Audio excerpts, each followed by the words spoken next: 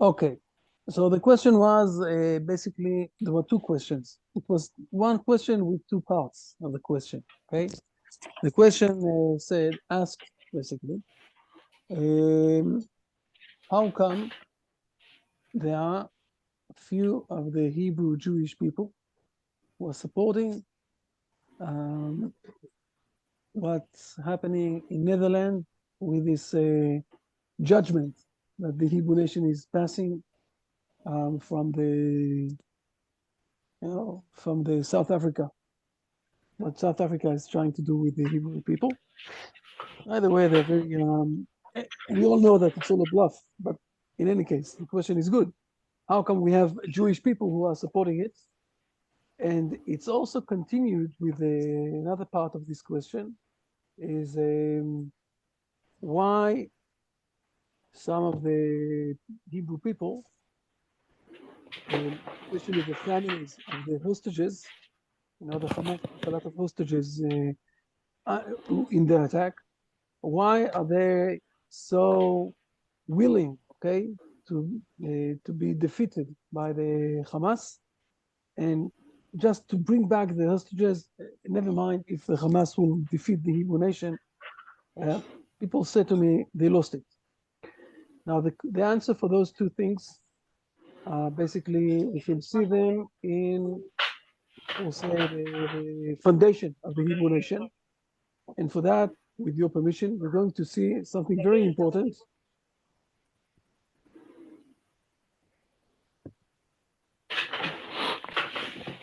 Say the foundation of the Hebrew nation and the world. So we need to learn it a bit to see this. I will do this step by step, and we will understand what exactly is happening here. So with your permission, we will jump for a moment to chapter 4 of Genesis, and from there on we will continue, and you will understand, I will say, what's happening in the world and what exactly the Hebrew nation is trying to fight against, and why the Hebrew nation is so sensitive for a few things, and why we are so, or we have a lot of people who are confused, okay, inside, where they're losing some of the things. So with your permission, let's move to Genesis chapter 4. Just a moment. Brian, are you ready with your verse? Read, please. I've I've got it there, Rabbi, ready. Great. If you can't get it up, In a moment. No, in a moment. yep. We'll have it. I know that I asked last week to look at something else, but let's go for that. Chapter 4, basically, it's the first chapter that is starting in our world. Okay? I will show this for a moment. At the end of chapter 3, exactly what's happening, what is written down in chapter 3. Let me see that I'm not losing you. Okay. At the end of chapter 3, we have that God is, um, please read verse number 24 in chapter 3, so we'll understand that we're closing something that is not in our world, so it's in a different dimension. Please read verse number 24. 24. And he drove the man out, and he stationed from the east of the Garden of Eden the cherubim and the blade of the revolving sword to guard the way to the tree of life. We have here basically the men, nothing women, men is being driven out from the um, Garden of Eden. And now we go to chapter 4. We're studying the history of our world. The history of our world is starting with a birth, and we need to read verse number 1, verse number 2, carefully, step by step. Verse 1. Now the man knew his wife, Eve, and she conceived and bore Cain. And she said, I have acquired a man with the Lord. Verse 2. And she continued to bear his brother Abel. And Abel was a shepherd of flocks, and Cain was a tiller of the soil. The first point I want to mention is that in the Hebrew, we need to understand the logic of the Hebrew vocabulary and how it's working. So when we have here this word, Adam Yada, you can see it in Rashi. I will show this in Rashi. Please read the first Rashi so we will understand. There is a very big debate. Just a moment before you're reading it. There's a very big debate between the Hebrew understanding of the Bible and the Christian understanding of the Bible. In the Christian understanding, only after we went out from the Garden of Eden, this is when we have men that is coming in this world, appearing, new men, Cain, Abel, and others. So each one of us is already here after he was in a sin environment. But in the Hebrew tradition, we're reading it really different when you understand Hebrew. Just read this part, please. Now the man knew this took place prior to the above episode, before he sinned and was banished from the Garden of Eden. Also, the conception and the birth took place before, for it was written, it would mean that after he had been banished, he had sons. So we need to understand how exactly in the Hebrew vocabulary it's written down. It's written down in a way that that Cain and Abel were born before man did the sin in Garden of Eden. So basically, the understanding of this, or I will say the philosophical position that the people are standing is that each one of us, when he is born, when he is coming to this world, he have no sins. Now he have a possibility to be pure. Now it's not that he already is born with a sin, and therefore he needs someone like Jesus or someone else to rescue him from his sins. No, every man have the possibility to go back to the pure stage that he was before, when he was born, because each one of us was born before the sin. So this is the first point. But I want to go to the essential understanding of what's happening here between Cain and Abel. And we need, first of all, to understand what's happening with Cain. What exactly Cain? Cain, and I'm going to surprise you all, Cain is a Messiah. Again, I'm saying Cain, he is the real first Messiah in this world. Let me explain this for a moment, and it will be clear. And it's going like that. God created man. He created Eve from man. So if you ask a philosopher what is God, he will tell you he is the most smartest thing in this world. He is the most powerful thing in this world. He is the most brave thing in this world. But all those words that I said, that I mentioned, are putting God on the same scale of man, but man is a very small one and God is a very big one, but it's the same scale. Man is smart, God is the most smartest here in this world. So on the scale, he is very, very farther. Man is powerful, okay, but God is much more powerful than him. So the difference between man and God is not an absolute difference. In the Hebrew tradition, we're saying something else. God is giving life. Listen good. God is giving life. He created Adam and Eve. He gave them life, while man is receiving life. So now we're starting to speak about all totally opposite things. If I will ask each one of you, how can someone become in love with someone else or become related with someone else? It's only on the spiritual level that the men, the two people that are loving one each other, have the same, I will say, ambition, the same will. This is where people starting to get connected one with each other. But man, when he's getting out from his mother's womb, is so opposite away from God, because God is giving life to this creature that went out from his mother's womb, while man is receiving life. So they are just the opposite one from each other. The only way that man can start get closer to God is when he is also doing an act of giving life to someone else. This is the only moment where man can start to get related with God, because he's not only receiving life from God, he's also giving life to others. By the way, to give life to others could be in two levels, and this is something that we saw with Abraham, by physically giving life, doing the the relationship between husband and wife, and then to conceive and to bring life to this world. It also could be on the way of teaching someone to bring him to the right way of mindset. So we're giving him life to the world to come. This is the best thing also. So those are the two ways how to give life. But again, the concept is I'm not only receiving in this world, I'm also giving life to this world. Now we're starting to realize what exactly Eve is speaking or saying about Cain. For Eve, for Adam and Eve, Cain was the Messiah. Suddenly, they are not only receiving a gift from God of life, they're also giving gift of life to Cain. So Cain was the Messiah for Adam and Eve. Think about this for a moment. We have Adam and Eve, very far from God. Suddenly,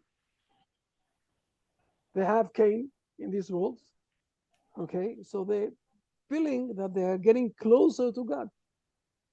They're very happy. Um, they have acquired a man with God. It's not a mistake by saying those words. They're starting to feel comfortable with God. If we will continue on a bit, we will see that verse number 6, God is speaking with whom? Verse number 6. Cain. Cain. Cain is even a bit above Abel. We won't see anywhere that God is speaking with Abel. Okay. Now, the most surprising verse, this is, I will say, a surprising verse that we're starting to understand that Cain is a very high level person here in this world that is giving a lot of meaning and a lot of life to his parents. And now we have the second verse that is a very surprising verse, a very, very surprising verse. First of all, in the second verse, we have that she continued to give another kid in this world. Why do we need to have another one? One is the Messiah. That's it, enough. Why do we need another one? And more than that, the verse is describing this other one before it's giving the name, before the verse is giving the name of the other one, it's describing the other one as a brother for the first one. Now, with all of the respect, the Bible is a very exact wording and the explanation or the ideas of God in this world. We know that he is his brother. We have only Adam and Eve. For sure, it's his brother. They're saying it. Why do you think the Bible need to describe him as a brother before even he's describing him with his name? Two things are very surprising in this verse. First of all, that there's another one. Second thing, that it's describing, before it says its name, it's describing him as his brother. And the answer is, it's one answer for those two questions. The answer is very simple. The mission of the second one is to teach the first one that he is not the only one in this world. What is the most hardest problem for the first one? When he is coming to this world, all the father and mother of the generations looking at the first one, and they're saying to themselves, this is our Messiah. He is the most important thing in this world. Now, for himself, he might forget that there are others in this world.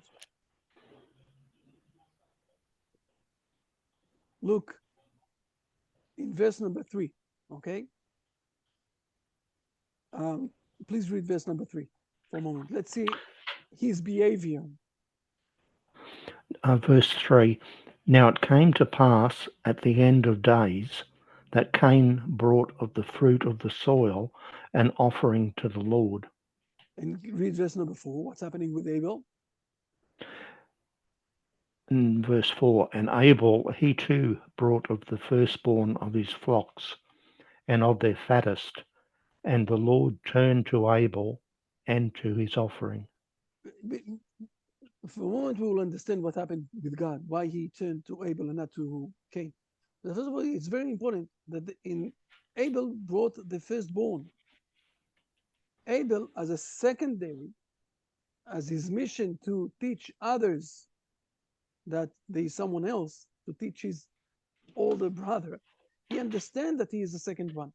And the first one is going to God. But with Cain, Cain thinks that everything, the first thing is for him. So he's bringing from there. In a moment, I'll show you Rashi. It's very clear. Okay? Please read. Of the fruit of the soul. Of the fruit of the soil, of the most inferior. Enough. And- Most inferior. Cain, he is the first one. He is the most important. So the most important things he will take for himself. He will give only the secondary to God. Abel, he is the second one. He understands that there's someone else in this world. And the mission of Abel is to teach his brother the brotherhood mission.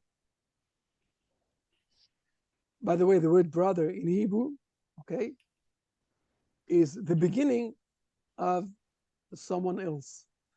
In Hebrew, ach, brother, is the beginning of the word acher, someone else.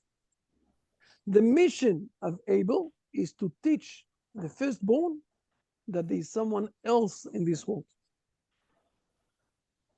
Therefore, he will give the firstborn to God, and the secondary he will take for himself. While Cain, who is not in this stage, he will take the first one to himself, and the secondary, the inferior, the last, the bad part, and everything else, he will give to God. Therefore, God will turn to Abel offering and not to Cain offering, because God is the most important one. He is giving life to everybody else. Basically, what we have here is, I will say, in the principle of thing, in the eyes of Cain, Abel is nonsense here. We don't need him here. I want to kill him. While Abel, he is not looking to kill anybody else. He's not looking to kill. He wants to teach Cain that there is someone else here in this world. It's I will say it's an inside way of the thoughts of the pattern thoughts of Cain and Abel. Cain is disregarding the second one. For him, he wants to kill him. He is useless in this world. I don't need him. While Abel is realizing that there is someone else in this world, and he needs to teach the firstborn that there is someone else. And now we will see for a moment that what exactly God is saying to Cain. While Abel didn't manage to teach his brother, he is saying to him, let's read for a moment verse 6 and 7. Verse 6, and the Lord said to Cain, why are you annoyed, and why has your countenance fallen? Verse 7, is it not so that if you improve, it will be forgiven you? If you do not improve, however, at the entrance, sin is lying, and to you is its longing, but you can rule over it. God is saying to Cain something very amazing. He's saying to him, look, I know that your, I will say, ambition, that your will in a normal, distant way is to kill your brother, that you can roll over it. You have the possibility not to kill him. You have the possibility of living with him in this world. It depends on you. It really depends on you. And now we have the most amazing verse that we have in this situation. Please read verse number 8 and tell me, please, I'm asking all of you, what exactly was the reason why Cain killed Abel? Please.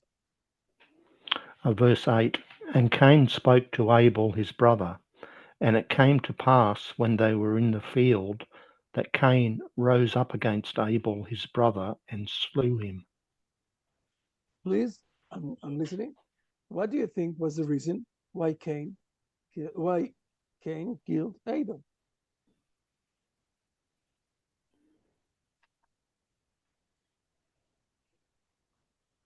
Hmm. Jealousy? Sorry? Jealousy? It's written down here Rabbi? that there is a jealousy? I don't know, I presume. I don't see the jealousy written down here. The Um, favor of God upon Abel? Sorry? God favoring Abel? God, I can't understand exactly the word that you said. Maybe try again. God preferring Abel to Cain?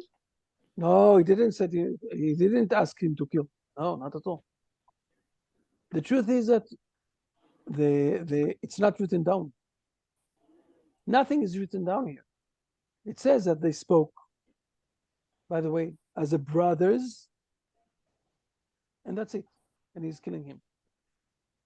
Our sages here are giving that there are three reasons why exactly they had the fight, or religious issues, or fighting about space, or fighting about women. And if you will look along history, you will see that those are the three reasons why people are fighting.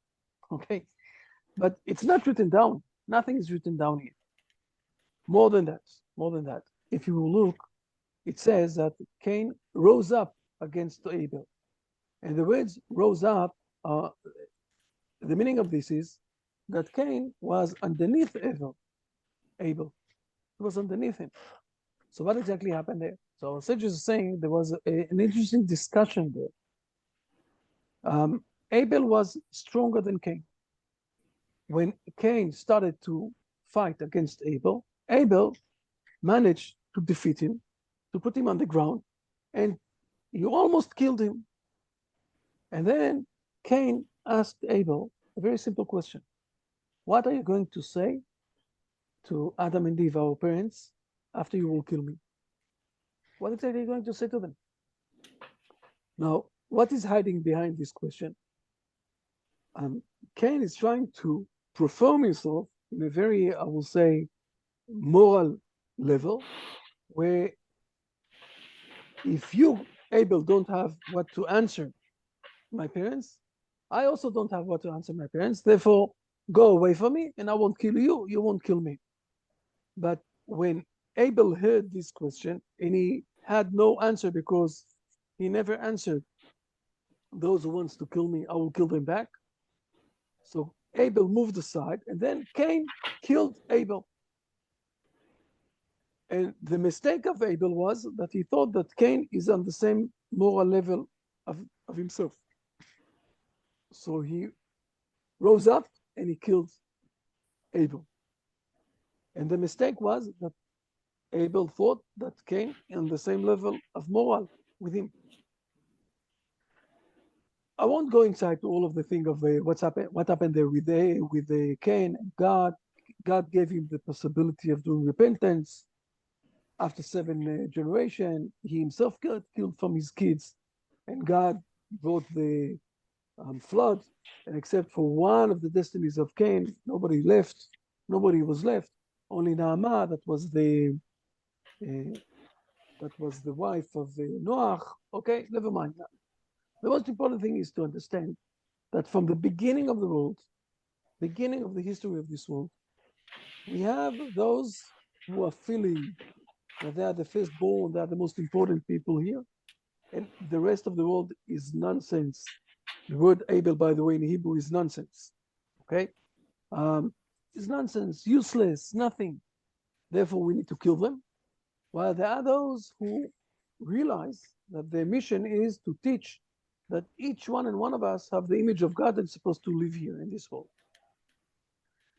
Now that we have those two, I will say, ideologies in this world, and we're understanding why it's coming and everything else, let me show you something if we're going along the history of the Genesis stories, the Genesis book, we see that we have along the history of Genesis book a lot of brothers.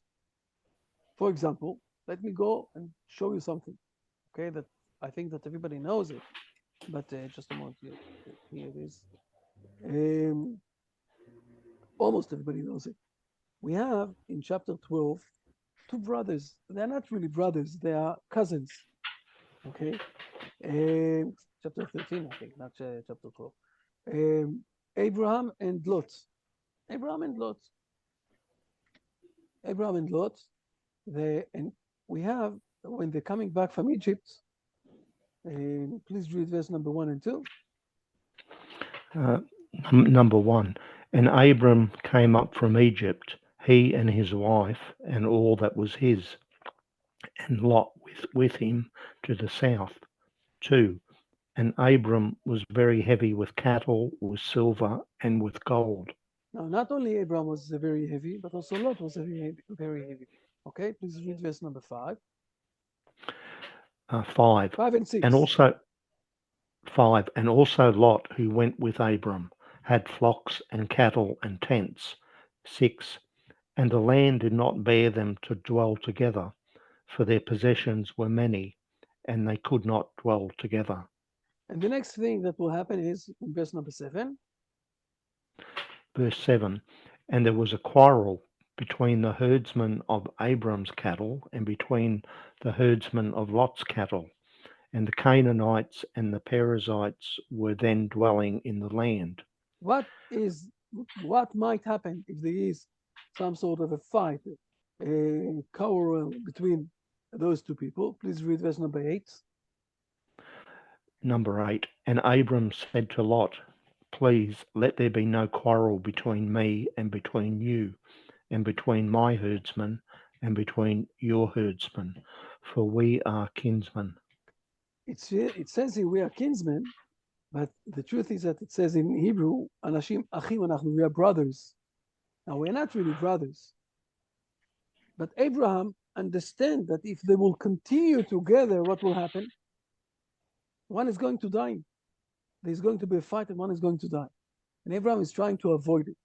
The way to avoid it, let's separate one from each other, okay? The land is big, if you will go to the right, I will go to the left. If you will go to the left, I will go to the right. Let's get separated from each other, one from each other.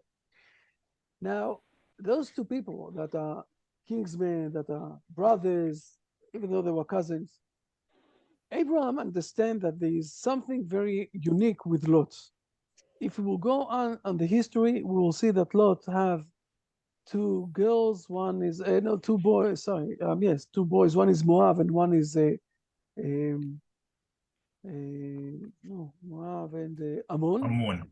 Ammon, exactly. And then from there, they will continue the destiny of King David. First of all, King David is coming from Moab, the wife, okay, from Ruth. So we understand that there's something very unique there. And then we will have in the next chapter, please. In the beginning of the next chapter, we have a very, very big world war, the first world war that we know. Okay. We have here, please, you can read verse number 1 and 2. Verse 1.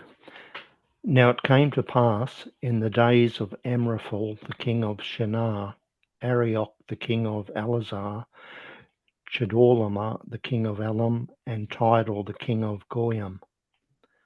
2. That they waged war with Bera the king of Sodom, and with Bersha the king of Gomorrah, Shinab the king of Admah, and Shemabar the king of Zeboim, and the king of Bela, which is Zoar. So we have a very big war, 4 kings against 5 kings, and it's people from all over the region. The first world war that we know. And one of the things that they're doing, we're not going inside to all of this, okay? And they're taking, okay? They took. Please read verse number 12. Verse 12. And they took Lot and his possessions, the son of Abram's brother, and they departed, and he was living in Sodom. Now, Abraham had all the reasons for the world not to get interfered to this war, right? A big war. Why he's supposed to interfere inside? The Lot got separated from him because there was a fight there. Abraham don't need to do anything. But even though someone came to Abraham, a refugee came to Abraham and said to him, "Look, they took Lot," and then Abraham is doing something amazing. And we can read 14, 15, and 16. 14. And Abram heard that his kinsman had been taken captive, and he armed his trained men, those born in his house, 318, and he pursued them until Dan. 15.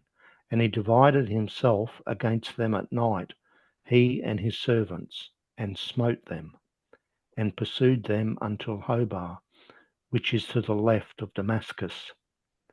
16.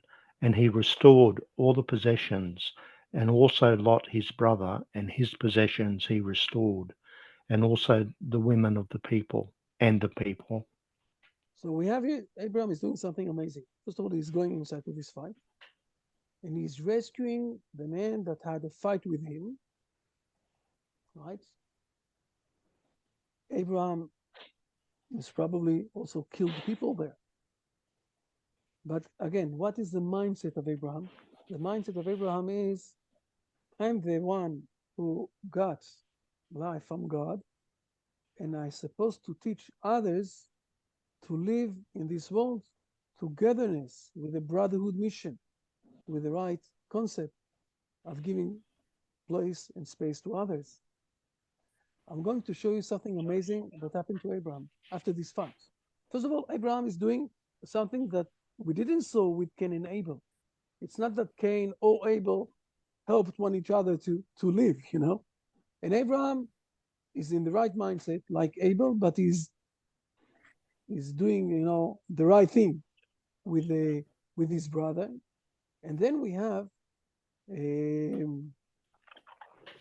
now we have something really amazing, and this is where we're starting to realize what's happening to the Hebrew people, also who are feeling not good with what's happening in Gaza. Okay, please read verse number 1 in chapter 15, just straight after that. Verse 1. After these incidents, the word of the Lord came to Abram in a vision, saying, Fear not, Abram, I am your shield. Your reward is exceedingly great. What exactly? Fear not. Fear not. The meaning of this is, I know that you're afraid. Don't be afraid. From what Abraham was afraid. Abraham killed, you know, he went inside to this war. He managed with the war. We didn't read the verses before that, but the verses are saying that they all organized him or declared him as a king of the region. Totally. From what exactly is he fearing? Let's see Rashi for a moment, okay?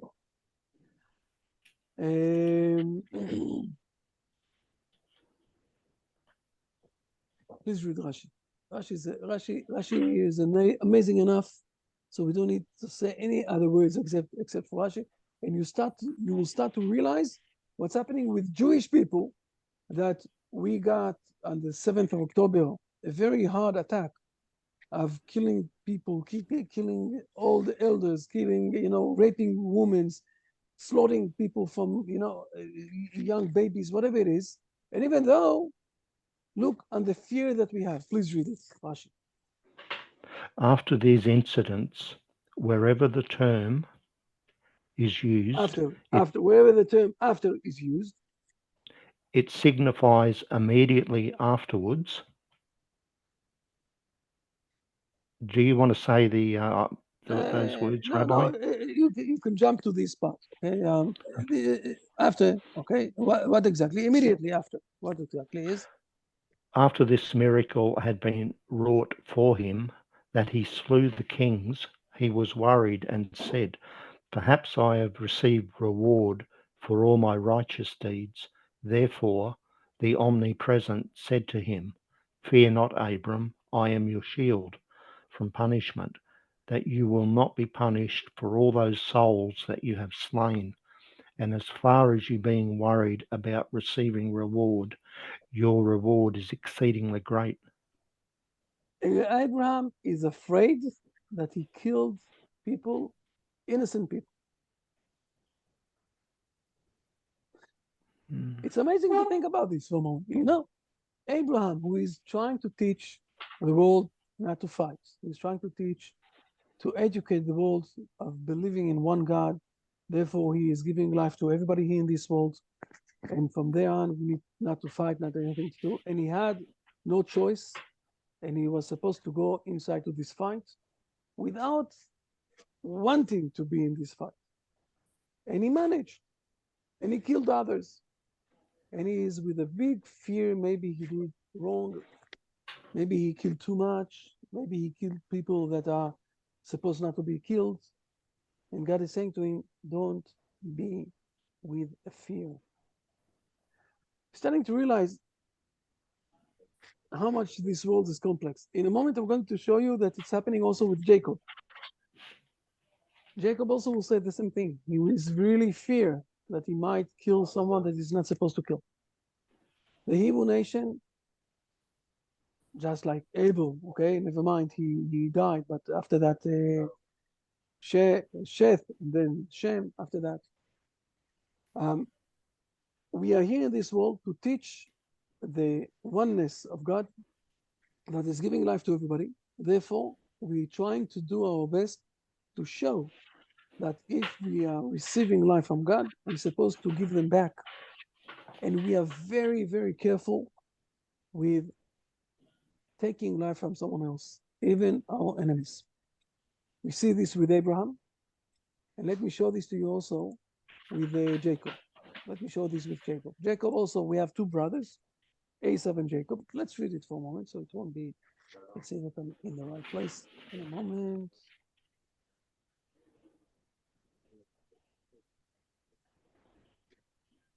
I think it's here. Not at all. It's jump a bit more.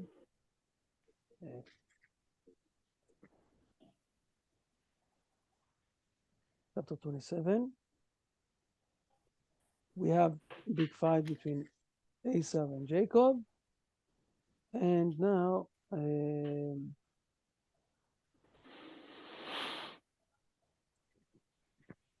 please read verse number 41. Again, very similar to Cain and Abel. Please read verse 41. 41. And Esau hated Jacob because of the blessing that his father had blessed him. And Esau said to himself, let the days of mourning for my father draw near. I will then kill my brother Jacob. Amazing. Amazing. The firstborn Esau wants to kill the second one, his brother Jacob. We saw this already in history. Okay? So here we have something interesting. The mother is interfering, not Rachel, Rebecca, and she's sending Jacob away for 22 years. Okay, he will go away. So Esau won't kill him. Now, when they're going to meet one with each other after 22 years, let's jump for a moment to the meeting. You will see that also there, Jacob is afraid again. Why is he afraid? He might kill someone that is not supposed to be killed. Let's see. It's here. Before that.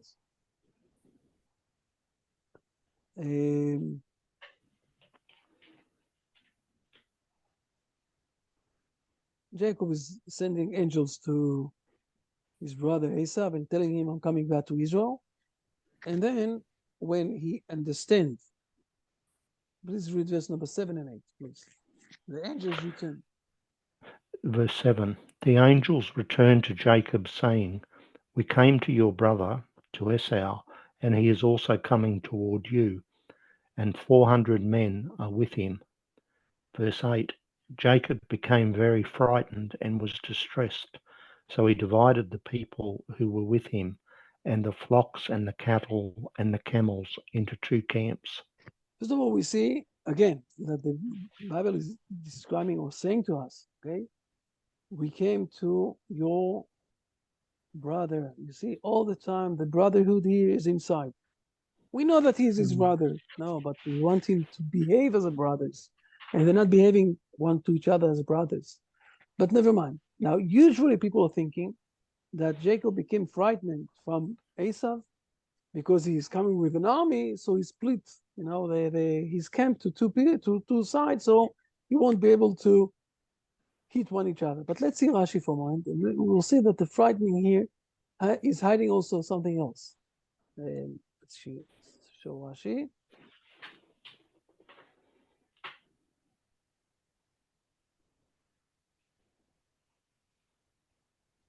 He frightened. Please read this part of Rashi. Jacob became frightened and distressed.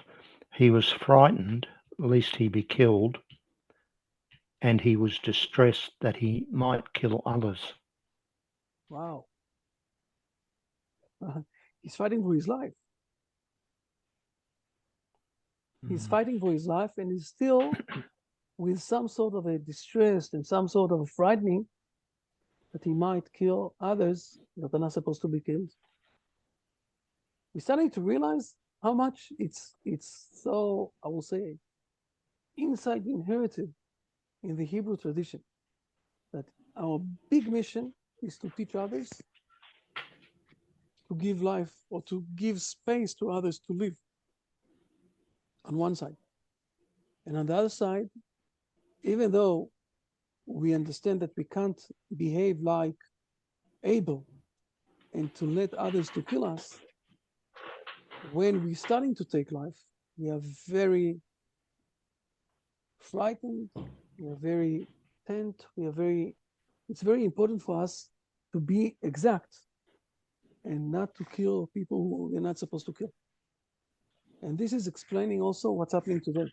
There are people, also from the Hebrew nation, I think that they are confused, I think that they're doing damage, whatever it is, but still we have people in the Hebrew tradition, in the Hebrew people today, that a bit, maybe we are exaggerating, maybe we're doing too much, maybe we're not doing it in the exact way.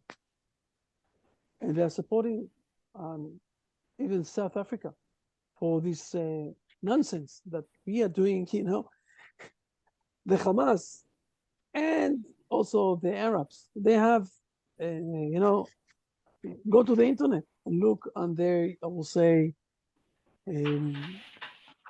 ideology. It's written down that they want to demolish and to kill all the Jews in the Hebrew land. And we are being blamed for doing something like that to others. It's funny. It could be very funny if we're not, if it's not true. But it is funny. It's a very hypocrite situation with this South African demand, something like that. And you can also understand what's happening with the people that, have part of the families got kidnapped. We have something like around 90 people who are alive. They're in the Hamas hands. And they're saying, we need to do everything to bring them back because the life of people is very important. And we can't be in charge because we're not doing enough, not for bringing them. We need to understand, first of all, what's happening in the Hebrew nation. Now, on the other side, I'm not worried, because overall, we will manage and we will win this battle. Even though at this point of time, we have really a big inside conflict, what exactly and how exactly to behave and what exactly to do. I'm telling you, from a lot of measurements that is being inside the Hebrew nation in the last 2 months, and especially in the last 2 weeks, we understand that most of the Hebrew people understand that we need to continue the fight, that we need to do everything to demolish and to kill all the heads of the Hamas and to take all the weapon from the Gaza area. And if there won't be any other possibility also to do the same in the north, and even to go to Iran if we need. But there always also the hesitation and the fear that maybe we are doing too much. Maybe we are not doing it in the right exact measurement. Maybe we are exaggerating. But we can see this already in the Bible. We can see this from Cain and Abel. And we can see this also in Abraham, and we can see this also in Jacob. I know that it's a bit shocking to understand it in this way, but it's already written down. Nothing here I invented. Rashi is written down 800 years ago, 900 years ago, and the Bible is written down almost 4,000 years already. Questions? I know that it was a heavy one. I'm going to put this also on the internet so you'll be able to listen to this again and to see all the things. Don't hesitate, in the middle of the week to ask questions or something like that. Yes, Bar, please. Just a question. It came into my mind. How does this attitude of Israel relate to Amalek and the mission to destroy Amalek? Because the pattern of the Palestinians is that of Amalek. Yeah, first of all, you're right. And if you will go to Samuel, okay, book Samuel in chapter 13, 14, where the prophet Samuel is asking from the first king of Israel, Saul, okay, to kill Amalek, he's not killing all of them. Why? Exactly at the same level. He really says to Samuel also after that, and the people of Israel also saying the same. It's not really 100% to kill everybody. And this is where he's falling down. You see, it's not starting here. It's not starting today. It's something that is very, I will say, inside the Hebrew nation pattern of thought. You didn't really say that you want us to kill all of Amalek, and we're paying a very high price after that in the region, in the era of Esther and Haman, that was one of the survivors of Amalek. You know how we can see this today? 10 years ago, we had a very big battle against the Hamas, okay? They are preparing this 7 October that we had 3 months ago. They're preparing this 10 years since then. And when we had then the big debate against the Hamas, we were also very afraid, very careful for all of the youngest, kids that were 7, 8, 9, 10, 11 years old. We didn't kill them. Those kids today came inside to Israel in the 7th of October and killed and slaughtered and did a lot of things against the Hebrew people. More than that, they went to the region, to the area of the kibbutzim, it says, okay, that for the last 40 years, again, the last 40 years, 40 years, a lot of people there took ambulances and brought the people that were injured, that had problems, medical problems, and things like that, to the hospital in Beersheba, repaired them, and brought them back to Gaza. And some of those people that were repaired, they did also those slots and all of those things in the 7th of October. More than that, the head of the Hamas of today, okay, he was also in the Israeli jail, and he was ill. And we, the Hebrew people, we did to him a life-saving surgery in his head. And he organized all of this in the last 10 years to do this. So all the time, the Hebrew people are all the time in there. You don't really mean that we need to kill everybody, okay? And because of that, we're getting, I won't say punishment, but, we're getting smack in our head. There are things that we need to wipe off from this world. You know how many Mein Kampf of Hitler we found in the Gaza area? You won't believe it.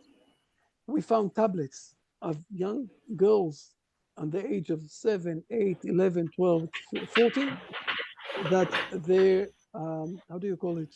The picture, when they're opening the tablets, is not their family. It was Hitler with the book Mein Kampf. Insane. And today we're speaking about non-involved people. We're finding in every home, we're finding hand grenades, bullets, what do you call it?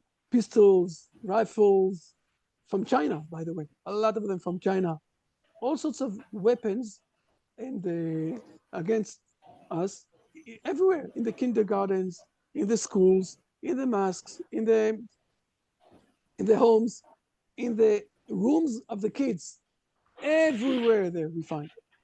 And we're still saying to ourselves, no, there are some non-involved people. Come on, non-involved. The refugees that came out, we're not allowed to tell too much about it because we still have refugees there, or people that have been kidnapped there. But some of them, listen good, you won't believe it. They were kidnapped in a home where in the first floor, it's a doctor from the UNRWA who was giving, repairing kids, families, whatever it is. He had his place where he's accepting people. And in the third floor, he kept the women, 67, 68 years old, as a kidnapped, hold it with a hand and everything. So you're saying to yourself, he's a doctor or he's a terrorist. We have a lot of stories like that. We're not allowed to speak too much about it, okay? But we have things, it's unbelievable.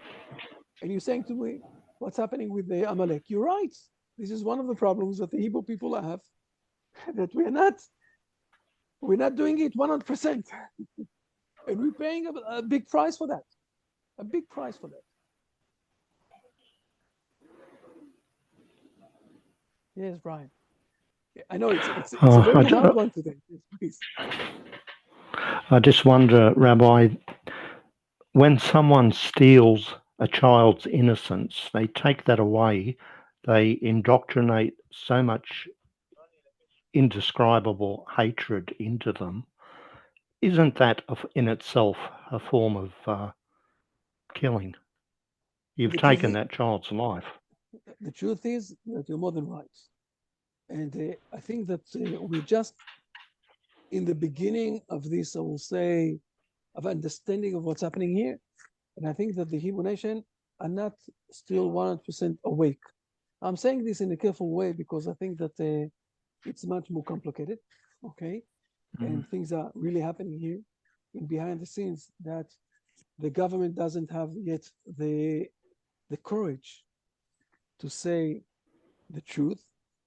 And we are now in an interesting era, and it's really interesting time that we are going to define good and evil in a new way.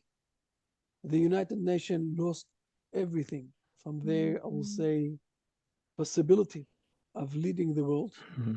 The United Nations lost it. The UNRWA that we have. Now I'm going to say something amazing, but it's true, okay? The UNRWA, the Second World War, that was 80 years ago, we had something like 60 million refugees all over the world. So the United Nations organized for all of the refugees to be settled in their places.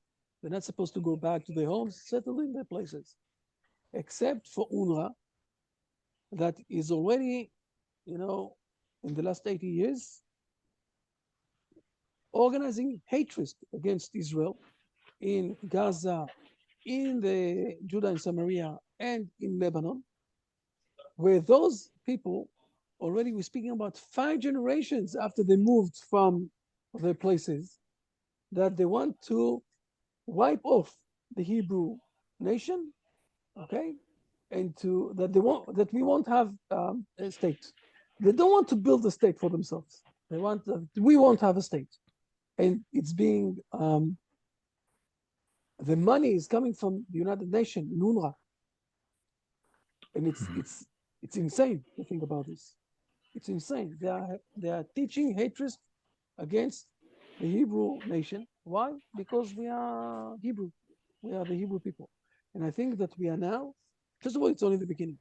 And what we saw in the last weekend is that also the United Nations and England and other countries are starting to give a fight with the Houthis, the people in Yemenite who are trying not to give the possibility. So we're seeing that something is starting to grow up a bit bigger. I don't know if it will become a world war. I really don't know. Nobody really knows the future. But something is going to be different. And the definition of good and evil is going to be very clear. I think that the United Nations lost the direction all totally. And it won't finish here. It's not the end yet. We're just in the beginning. We know that even in Gaza, we still have at least 1 year of organizing things there to move all the weapons and all of the hatred against us, or we'll say the main obstacles against us. And this is only there. We have also a lot of things to do in the north.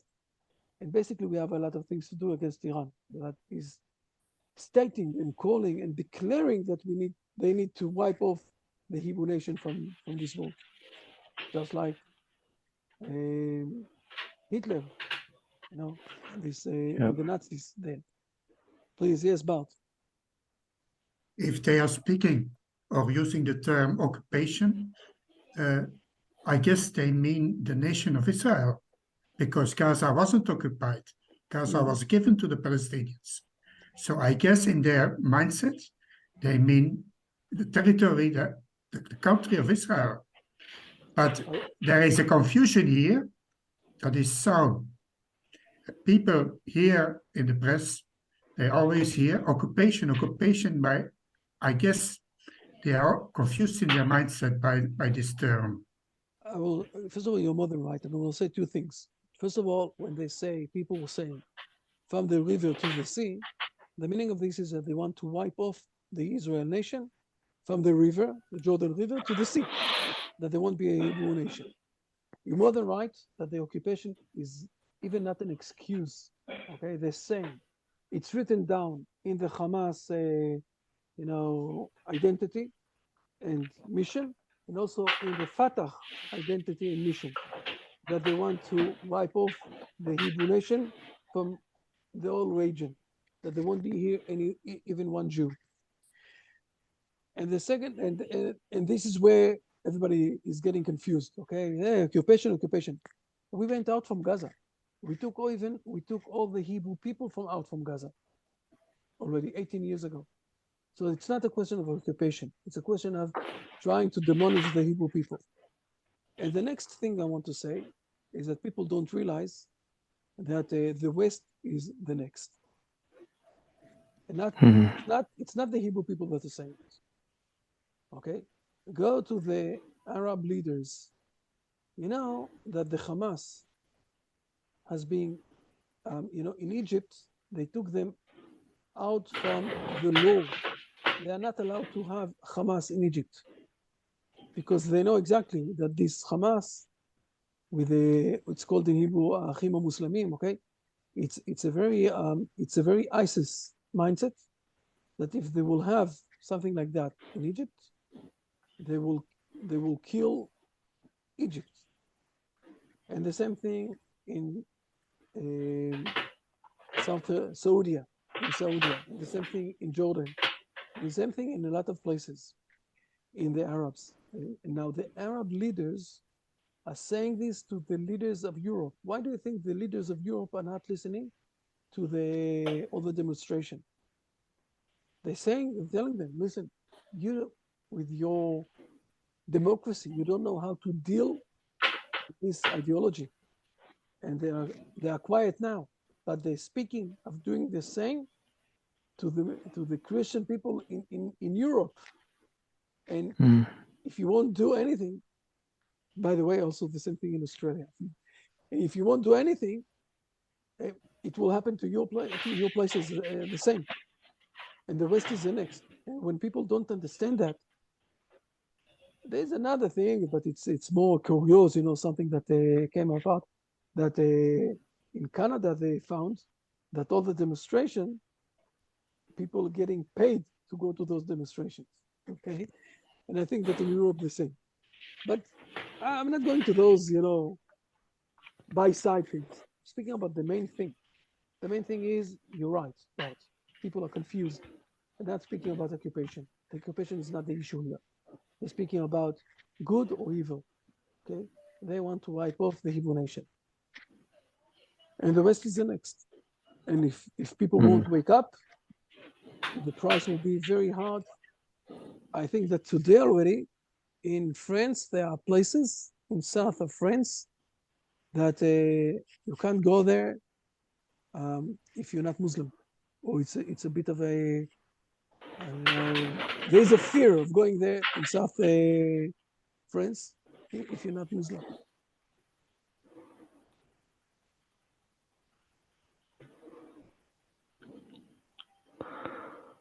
But I showed you, I will say, the mindset of the Hebrew people. And now we saw it a bit also in the Bible. And we saw that it's very essential. The idea of receiving life from God, and because of that, giving the possibility or giving the opportunity to my friend, to my other person. Okay, other is coming from the word brother in Hebrew. Starts with the word brother, ach, and it's continuing. We are adding one letter of reish, acher, other. Okay, so to give the other to live or space to live, just like I'm giving to myself space to live, because he is also in the image of God, and therefore we are very careful. We are very afraid. We saw this with Abraham. We saw this with Jacob. We're afraid of taking life of others, and we are sometimes we're even too much confused. Therefore, in the Hebrew nation, there must be those who will accept and agree with the court that is happening now in Netherlands against the Hebrew people. And they must be also people, especially it's coming from those who got kidnapped, that are saying or saying, never mind, we don't want to fight, just bring them alive, and that's it. So it's inherited inside the Hebrew people. Most of the Hebrew nation, most of the people today in the Hebrew land are not in this way of thought, but there will be always those also, just like we saw in Abraham, just like we saw with Jacob, and like we saw also with Saul, okay, the first king of the Hebrew people, that are not going to the maximum, afraid, worried. I have a question about that, Rabbi. Yes. Is there anything positive? Is there anything positive about that worry? Yes. Of Yeah. course, this. Yes. Yeah. I will tell you what. We know that the person who destroyed the second Temple Mount, his name is Sancheriv. Okay? And from his generations, his grandkids, some of them, they did they did conversion, and they became big rabbis. And the meaning of this is that we are not we really believe that people can do repentance. And this is one of the things that we see today. The German community in large, okay? I'm not speaking about this person or that person. The German community today is doing repentance for the last, for what they did 18 years ago. The head of the Air Force of the German community came to Israel and donated blood from his blood to the soldiers here in Israel. And the German community government is decided yesterday. They announced that they're going to be a third party to assist Israel in the Supreme Court of what's happening now in this court that South Africa is demanding from Israel, to or saying that Israel is doing demolishing the Arab nation. And why? Because they said no, don't get confused. The Hebrew people, so, on one side, we need to demolish and we need to kill all the all the people that are Amalek, or all the people that are against the Hebrew nation. On the other side, we need to be careful, because if we will kill those who are really not involved, who knows what will happen in another 2 or 3 generations, and what the good influence that they have. I will say it in a different way, okay? We need to be careful, but I will say this in a different way. God is one. We have one God. Therefore, they have some sort of, I will say, a mission that they need to fulfill in this world. Now, the mission today is the badness, but inside there is also something good that we need to find out. And this is the fear that we have all the time, because they are not, we won't say ever, okay, that the Hebrew people are from the good side and they are from the bad side. Therefore, it's not related. God gave them some sort of a mission. What happened in the 7th of October was a mission that God gave them to do to the Hebrew people. So we have some sort of a fear. What exactly, how much exactly we need to go about them. But this is another, I will say, for another time of speaking.